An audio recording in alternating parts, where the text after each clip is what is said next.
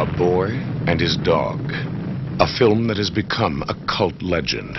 Right now I'm hungry and I want to get laid. That's what you always say. You go find a chick and I'll hustle us up some food. I can't do good work when I'm hungry. Okie dokie. It's as good a time as any to churn out another Blue Review episode.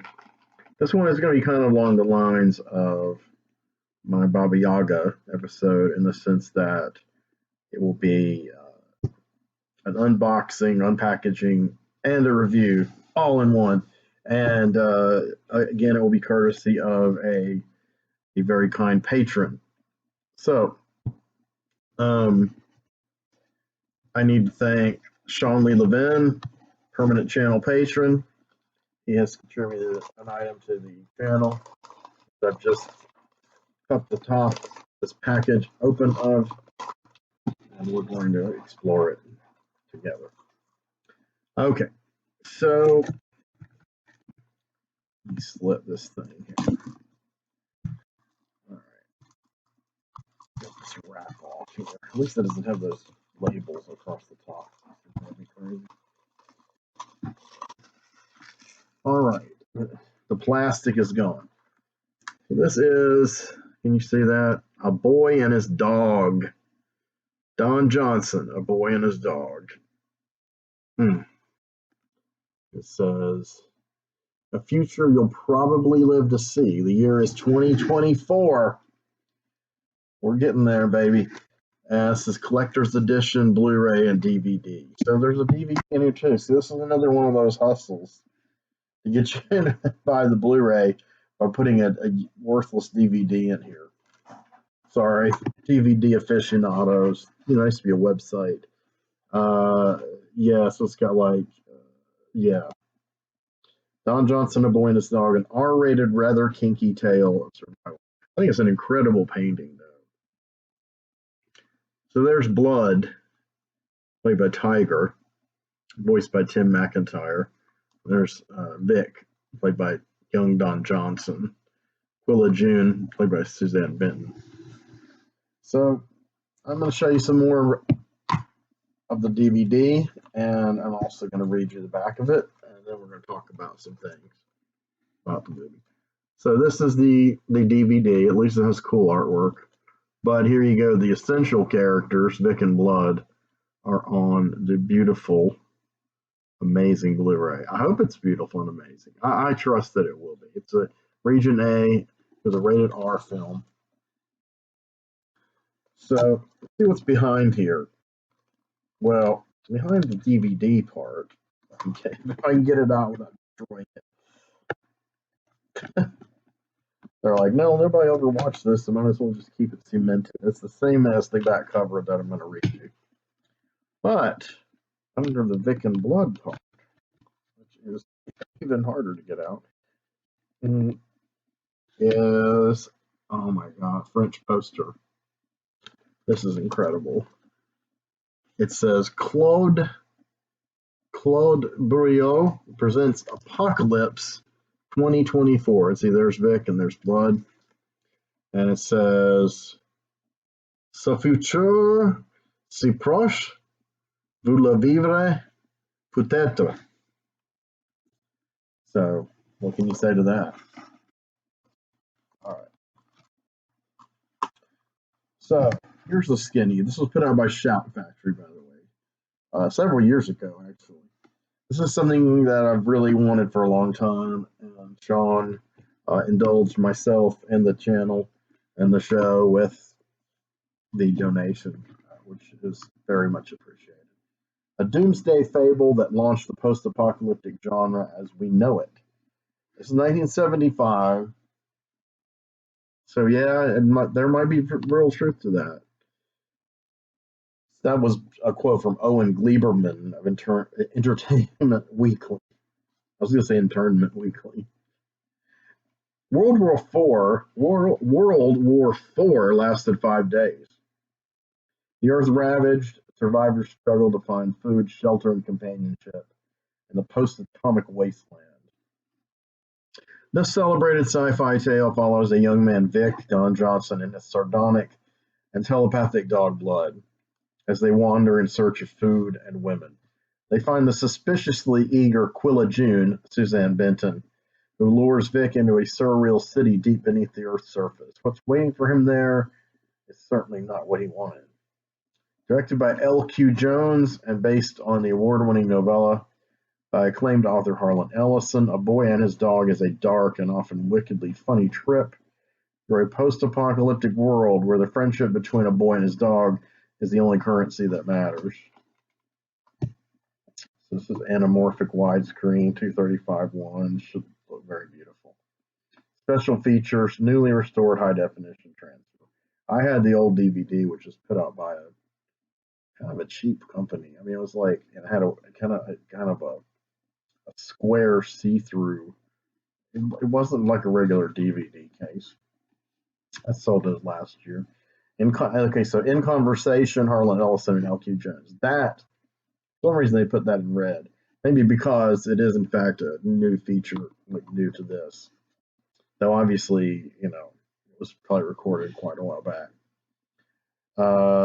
Maybe in the early 2010s before Ellison died. But I will find out.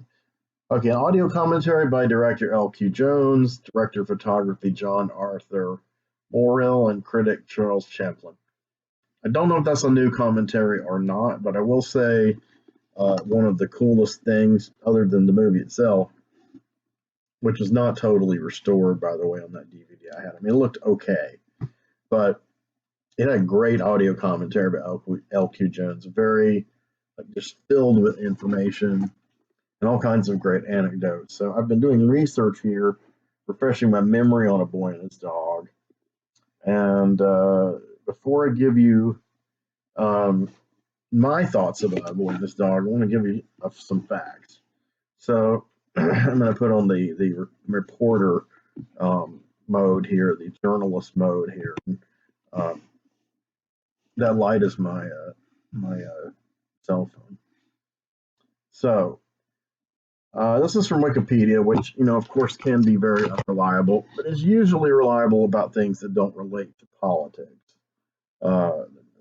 If it's politics, they say they do some strange things.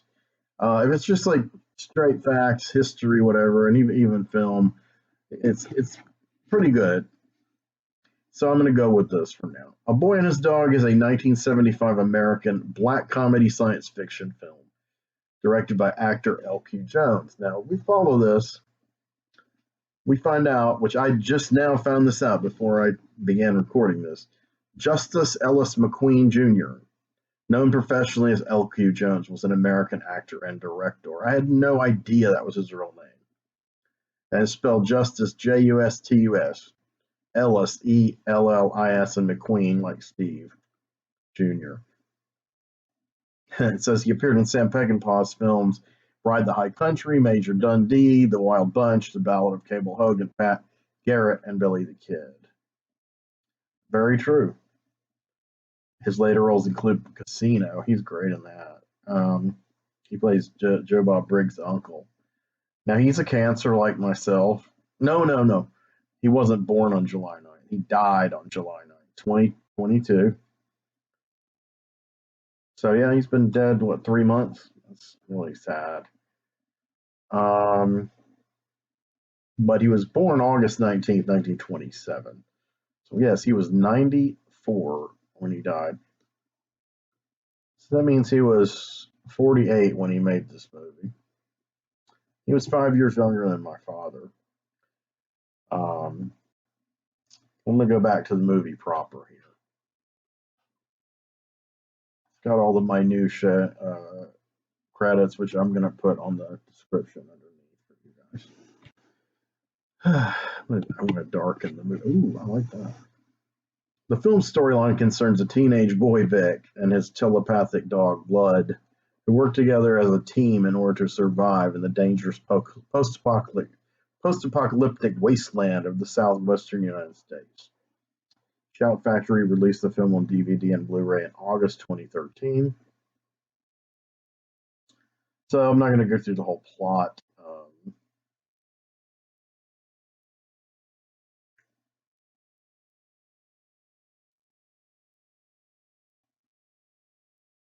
Yeah, I'm not going to go through all of the plot in detail here as it's, laid out. It's long. So list the cast. I want to say Don Johnson, by the way, he was young. He wasn't 18. He was 26 when this movie came out. Okay. Still going strong. Okay. But here's some information that's interesting. Harlan Ellison wrote the original novella A Boy and His Dog and began an adaptation for film.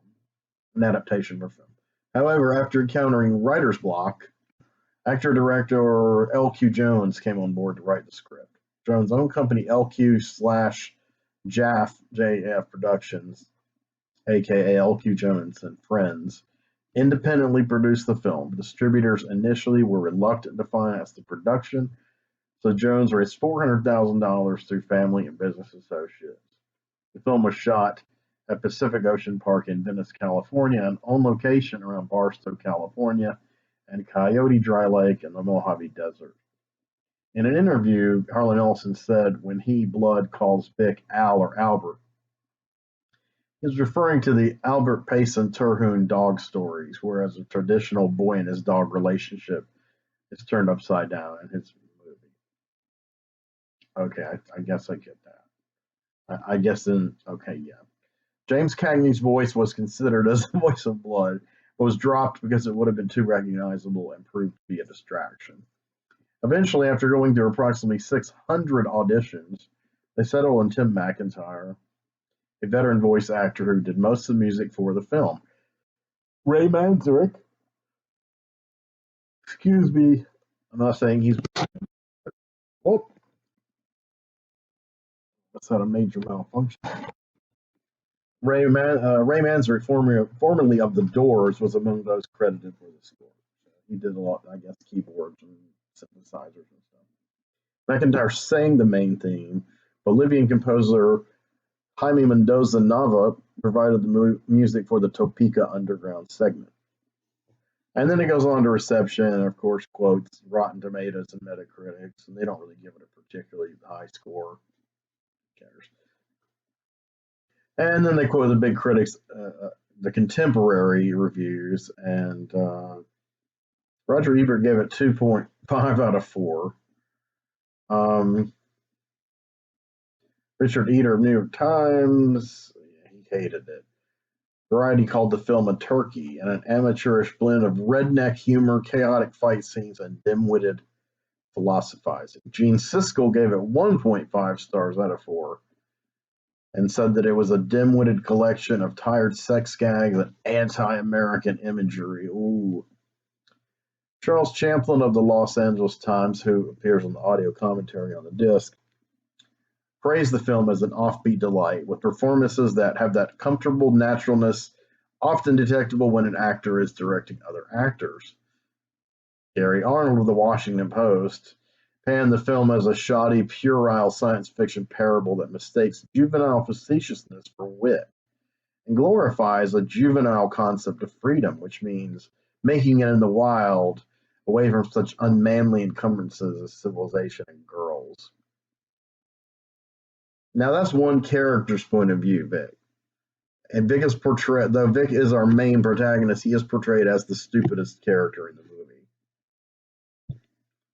So it's one of those mistakes where someone sees how the character acts and thinks the director is making that statement, that he believes all those things, that he represents those things.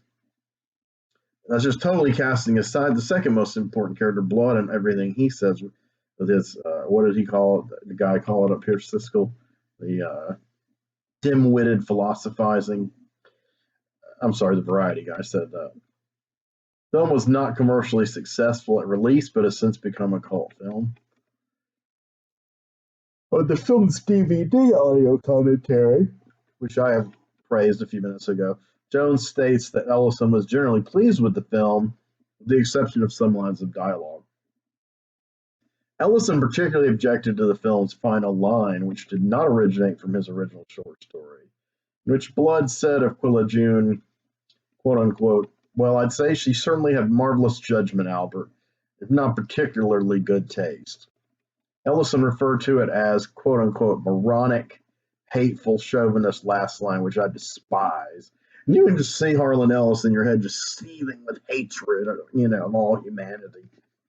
Because that's the kind of guy that I get the impression that's the kind of person he was. Not all the time, but I used to be a real fan of him. I am a fan of his work. I used to be a fan of him and his kind of rebellious, kind of almost punk rock attitude about things. But toward the end of his life, the more I learned about his life and his antics, I'm not a fan of Harlan Ellison as a person anymore.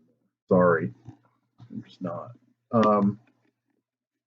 I get it. I mean, I get where he's coming from because he's a short guy like me. He's angry. He's been fucked over. He hasn't been recognized for his talent. Kind of like me, but he had a lot more talent. And, I get it. It's just, I think he's someone who never found any peace within himself. Inner peace. I think he wanted it. There's definitely a yearning for it in his stories at times. But he was a lot like my father in the sense I think he just died hating everything. Now I could be wrong, and anyone watching knew him personally and wants to correct me, by all means, that's cool. The film won the 1976 Hugo Award for Best Dramatic Presentation at the 34th World Science Fiction Convention. Don Johnson won the Golden Scroll for Best Actor, which was shared with James Caan for his performance in Rollerball. Yep.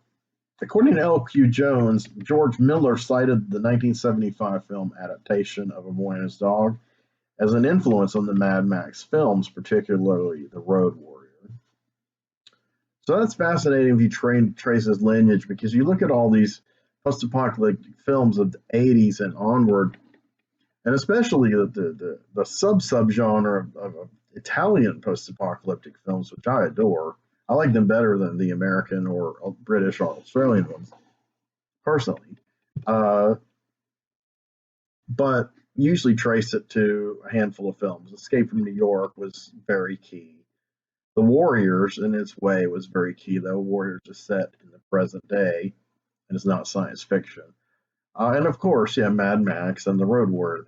But I gotta say, A Boy and His Dog came before all of them, and it was a true indie movie. And anyone who wants to buy this Blu-ray really needs to hear L.Q. Jones. I'm sorry, Justice Ellison Jr. talk about this stuff, because it sounds like he's tooting his own horn a lot and spinning tall tales, because he has that kind of old Southern raconteur kind of braggadocio about him, but he's not lying about anything he says. Now, there's one thing he says in the commentary. I don't see it mentioned in here. Funny, oddly enough, it seems like the kind of thing that Wikipedia would try to debunk.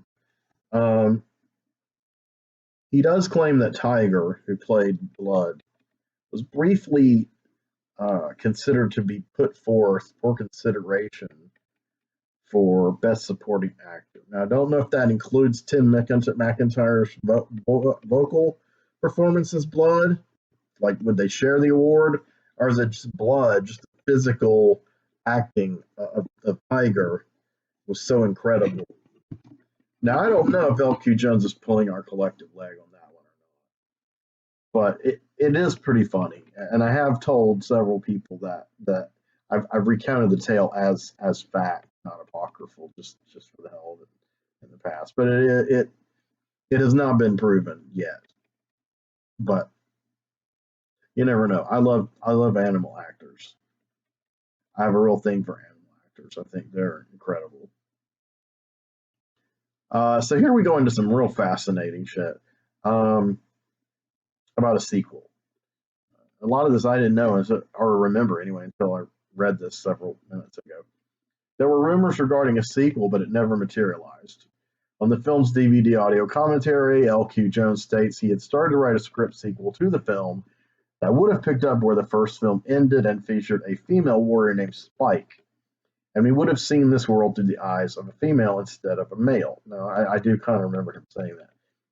This happens in Ellison's story, Blood's a Rover, when Blood partners with Spike after the ostensible death of Vic. So I guess Blood believes Vic is dead. I mean, their psychic rapport is broken, but psionic rapport, as Chris Claremont would say, about through the dialogue of Professor Charles Xavier in X-Men.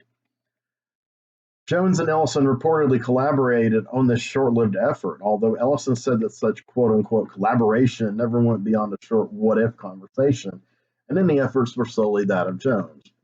And I'm going to give Ellison the benefit of the doubt that he's not saying that in a mean way, like, I didn't do anything, Jones did that shit, I mean, I don't know. According to Cult Movies 2, that's by Danny Perry, and I guess that's where I first really read in detail about it. Though I knew about it before that just because I knew about science fiction books, movies from my godmother used to give me, like every Christmas she would give me a science fiction, some kind of encyclopedia or history.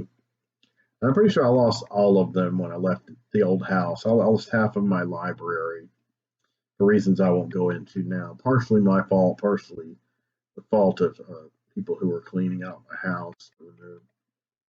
I had one called the Science Fictionary that I was very fond of. It's about wore it out. It's in my eBay.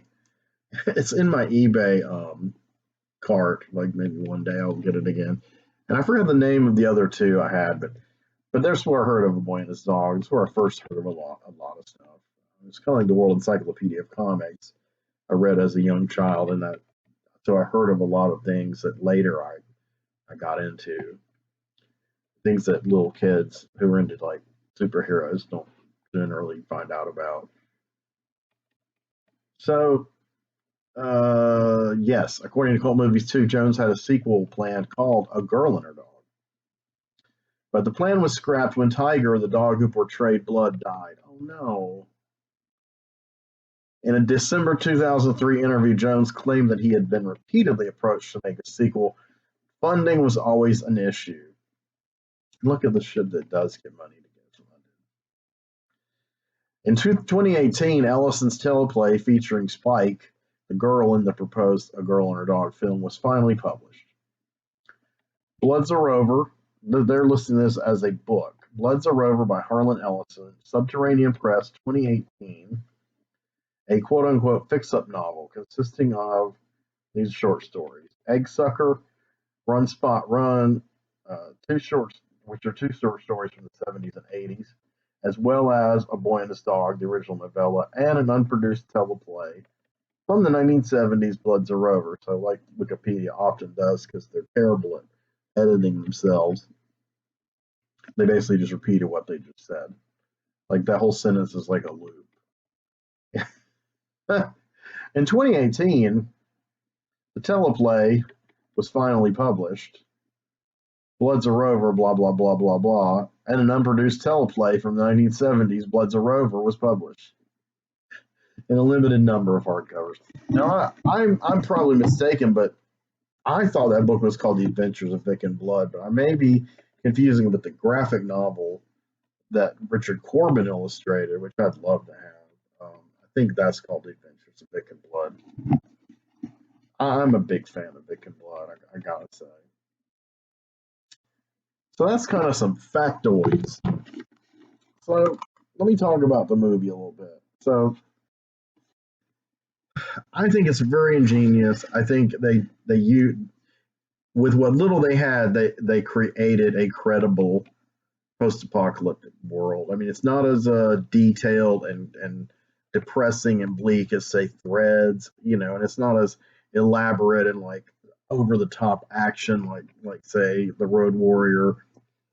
But it I'm not going to say it is what it is because it was influential. It is important. It matters as a movie. And I think it does have a humanism and a naturalism to the acting that one critic cited, Charles Champlin. because L.Q. Jones is an actor. And it's, to me, it's one of Don Johnson's very best performances. I mean, he was young. This was about 10 years, almost 10 years, or maybe around 10 years before Miami Vice, when he got really big. The dog is great in the movie, and the chemistry is great, and the dim-witted philosophizing. It's very Ellison. I mean, it's like a cynical worldview. I mean, it's basically like, it's just, it pivots around the irony of the premise, which is the human young guy who's survived is foraging for food and sex. Because that makes sense. In other words, why hasn't someone else made that, before Ellison made that explicit in those kind of science fiction stories? Maybe Philip was a farmer did. But, in other words, Ellison's of the so-called new wave of science fiction. I mean, he's kind of at the tail end of the California sorcerers era, from the 50s through the late 60s. But the new wave kind of rose beginning in the early 1960s.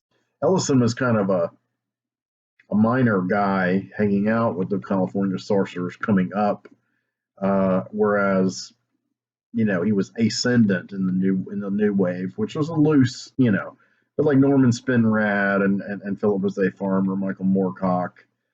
You could throw J.G. Ballard in there possibly, and Ellison and others. And I love all of them, but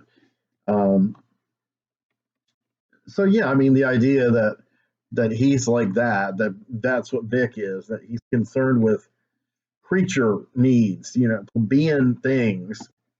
He's not trying to like rebuild the human race, or you know what I mean. It's like he's just a kid, who learns how to fight. He's a scrappy kid who's out there, like I said, food and sex, Whereas the dog, which I think the implication is the radiation from the World War IV mutated him, where he's hyper intellectual and telepathic. He doesn't speak, but he thinks, and you hear his voice constantly. And see, he is the guy who's like guiding Vic, and he's the one who's like, not like I'm going to save the world, et cetera, but he is kind of like saying, you need to meet my creature needs too, Vic. I need food. He's not interested in dating. Maybe he was fixed, but that's a dating. But he needs a human to forage and scavenge for him also. In return, he uses his intellect to help keep them both alive and out of dangerous situations in a wasteland of madness. So I think it's a brilliant setup. I really can't say how much I love this movie. As far as some of the plot goes, they do get separated, and Vic is really kind of, he falls for Quilla June, played by Susanne Benton, and I mean, first, like, he tries to rape her, and then she resists, and of course, and then she kind of tries to seduce him, because, and you're like, why, and it's because her culture underground it's the inverse of what Vic wants. See, Vic just wants, Vic just wants sex. He's not trying to procreate. I mean, I'm sure he doesn't care one way or another. But this culture underground, led by these weirdos with makeup, led by Jason Robards,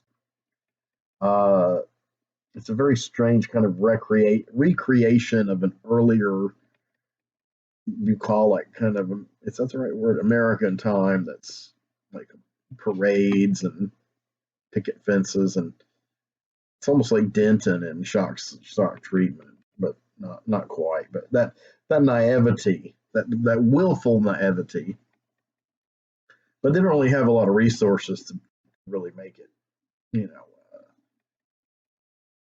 convincing like say Denton did. And because within shock treatment, Denton is a real city that has those values, and really they get separated because Vic is selfish and obsessed with Willa June, not just wanting to fuck her, but is infatuated.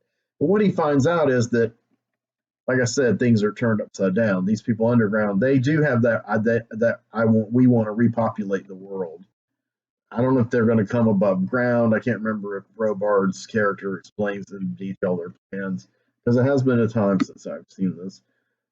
But so they want to use him as like a breeding machine, a stud, and all that stuff, harvest his sperm and everything.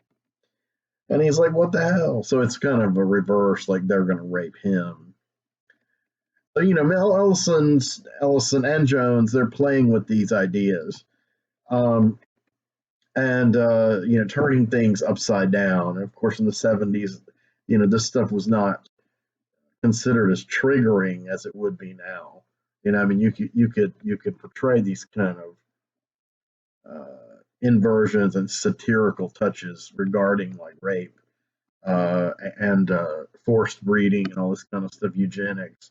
But now it's like every topic that comes up is scrutinized and picked apart, and then if deemed too much, it's canceled, so to speak, as they say. So they better not cancel a boy and his dog, damn it. So Vic finds blood. Vic's been injured, and Blood's been injured, and Vic saves him, and this gets kind of sad and tender, and then of course, right when Vic's getting, who is obviously cynical, tough guy, sort of, though not really, kind of incompetent, gets real emotional with Blood, and Blood gets real emotional with Vic, and then Blood tries to play it off, and he's just exactly like a human, and so basically they love each other, and it's fascinating to be able to see a human and animal bonding, where the animal has a place of parity, parity, with the human, if not the superior. And they can express verbally, albeit there is telepathy, his feelings about his human, because I always wonder what the hell my cat would say, to me, if how he felt about me. Some of it would be really beautiful, I'm sure. Some of it might not be that great. But I think the concept is strong enough on every level, and it's entertaining. There's some action, there's humor. I know a lot of it's like sex jokes and all this dim-witted philosophy. Fuck those people. I'm sorry. They're entitled to their opinion. Those are reviews from the 1970s. I'm sure the reviews now would be very harsh. Matter of fact, let's look at something real quick here. Contemporary reviews and regard for the film. Reception. So they talk about, I give this a paragraph before they get into the, contemporary, modern day. Contemporary of the film, reviews that came out at the same time as the film, when the film was new and fresh.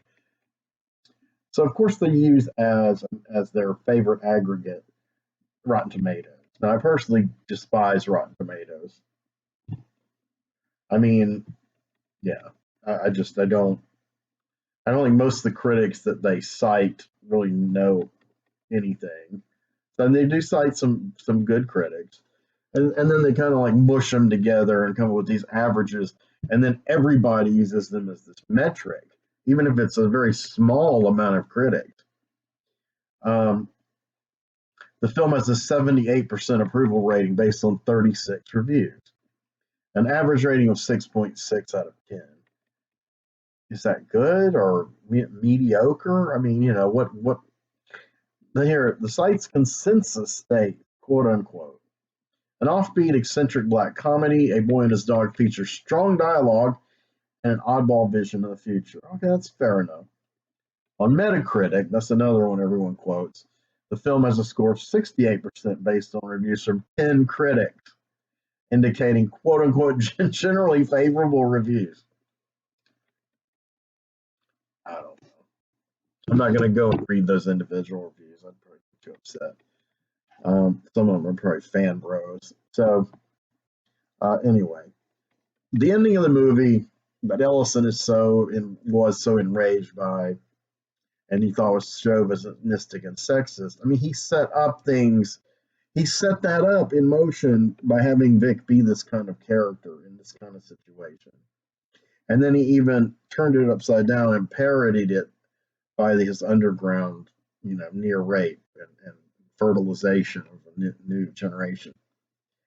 And a new generation of Vics. And so I'm like, why was he bent out of shape about what L.Q. Jones wrote? Because L.Q. Jones was just following the same kind of satire that Ellison set the framework for.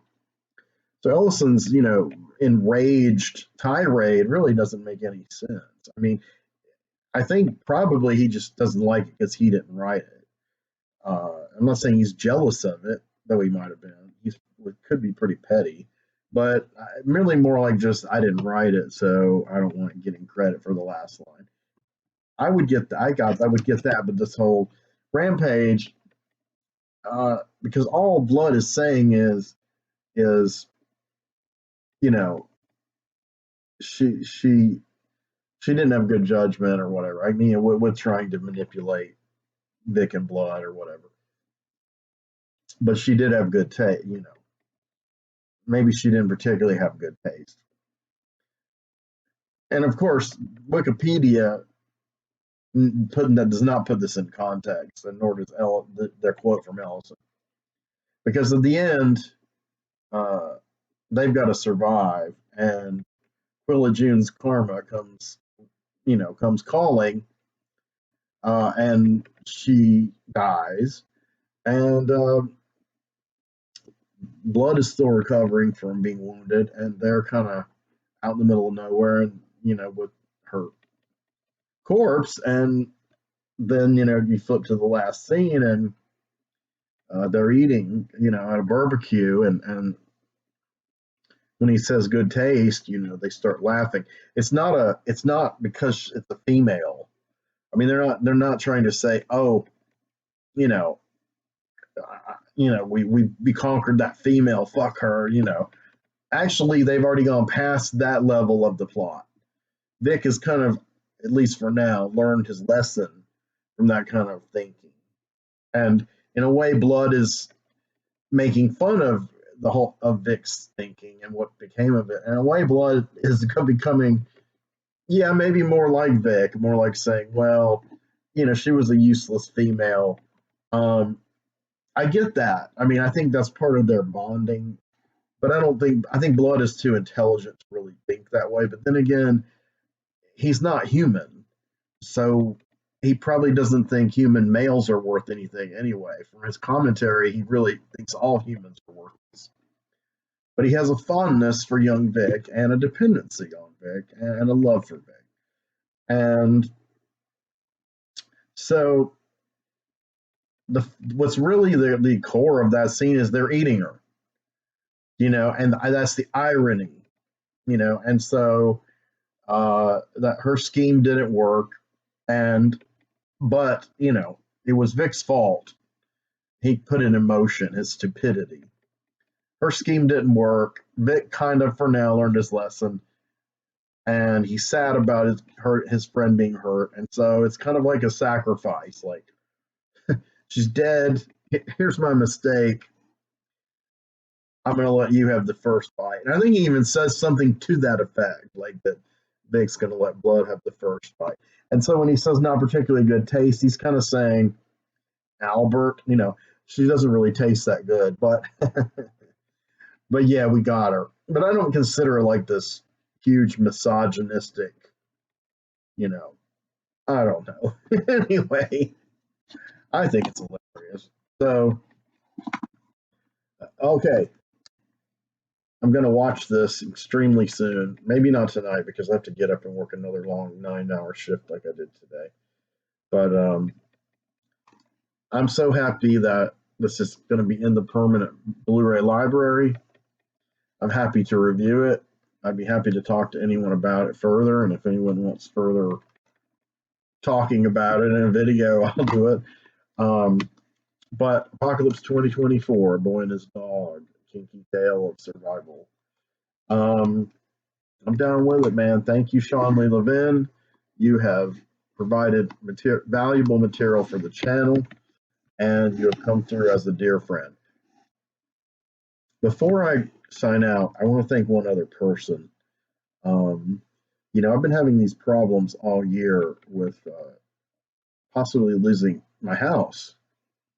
And, you know, I've gradually talked about it less and less, but you know, some of the threat has been nullified, taken care of. But the larger part has not. But thanks to mainly to me, because my therapist set this in motion for me, but it turned out to be a dead end. But it led me to, you know, her suggestions led me to face it head on and deal with this problem I had and the money I needed to pay to resolve it. I'm not going to go any more detail than that. But my good friend, dear friend Tim McLean, has helped me with this, and so it's in motion, and I've made the first steps. And it's not money that I raised from anybody earlier in the year. I was trying to raise enough then, but I had so little money that most of that money went to survival. Now, some of that money did go to my HOA when they were giving me a hard time, and I did get some large sums of money. And I want to go ahead and, you know, credit people like Win Scott Eckert, you know, and Jennifer Bush Craft, and Mary Screens. Those are some people that particularly stand out as people who gave me, you know, at least $100 at a time. And I was able to give that money to my HOA, and that helped one level of saving my house. And I dearly thank those people, and those three people particularly for very specific reasons. I'm not going to keep going into video with all that. I may have covered it before, but all of them are very dear to my heart for those reasons, and the reasons themselves are very poignant. So, you know, I did have other great friends who contributed, like Death Metal Doug and Mick Cantone, and I believe Rochelle Hawk gave me some money. There's several I'm forgetting, of course, who gave me smaller amounts, and I don't mean to forget anybody. But anyway, those small amounts kind of kept me going day to day. Those bigger amounts kind of helped me address one side of the problem. The other side of the problem I never could get a handle on. But now I'm getting a handle, and I'm just doing it myself. I'm working all the time, and I'm making the money. And when I can, the money's going to where it needs to go, and hopefully by next year it'll be taken care of. So that brings me to what I was going to say today. I have a cash box because these people I'm paying will only accept cash installments. And I was given this today, and I live alone, so nobody's going to steal it.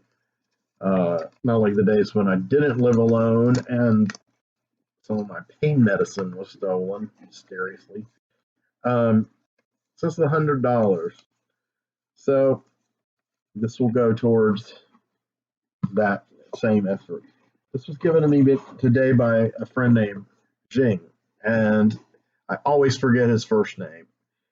I do pronounce it correctly, though. He's Chinese, a Chinese American, and he works at Wendy's in the shopping center where I work.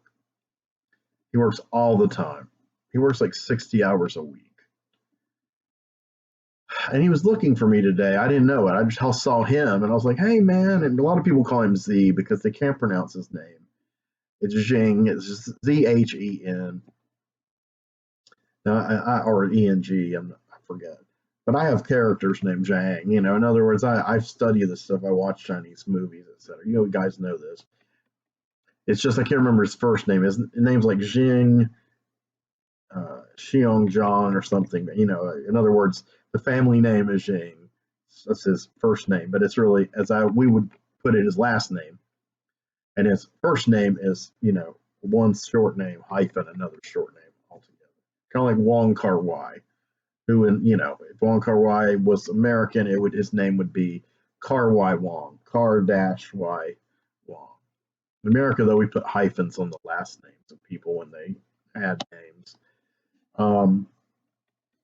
But anyway, he said, I was looking for you too. And he starts going in his wallet. I'm like, what are you doing? He's like, I'm going to give you money. And I was like, what? I'm like, he's like, well, you said you needed money. It was a long time ago. We used to talk about it. And I'm like, yeah. I mean, it's cool. I'm working on it. And I didn't know how much he was going to try to give me or if there was some catch to this. And I was like nervous and I didn't want to seem like, yeah, give me the money, and because he's somebody I don't see real often, but I mean, we get along great when we do see each other. And he gave me $100 and he said this, I was looking for you, and he said, will this help you with your house? And I don't know. I was like, wow. I've been having some moments lately where I get really overwhelmed and sensitive and sentimental, and I cry sometimes. I get really emotional a few times lately over some things. I didn't quite get to that level there, but I started to shake his hand, and then I hugged him. He was cool about it. He was a little surprised, but he, and I mean, he's a skinny guy. He's little. He's a little taller than me, and he's real skinny. And he's 40, but he looks and sounds like he's 20. But when I hugged him, I was just like, I had to hug him. I mean, it's like, it's like somebody's basically saying, it's one thing getting these things online. I mean, that's incredible, but somebody actually in front of you giving you the cash you need when you're starting to use cash, get yourself out of a hole. I don't know. It's not something that's happened to me in a long, long time. And, so anyway, I just wanted to share that. So I wanted to thank Jing, and I'm going to include him as a channel patron because he mentioned that too. He said, I know you need to keep your YouTube channel going, and so yeah, he's going to be a permanent patron once I get his full name. I can spell it right, so I'll start putting him with the patrons soon.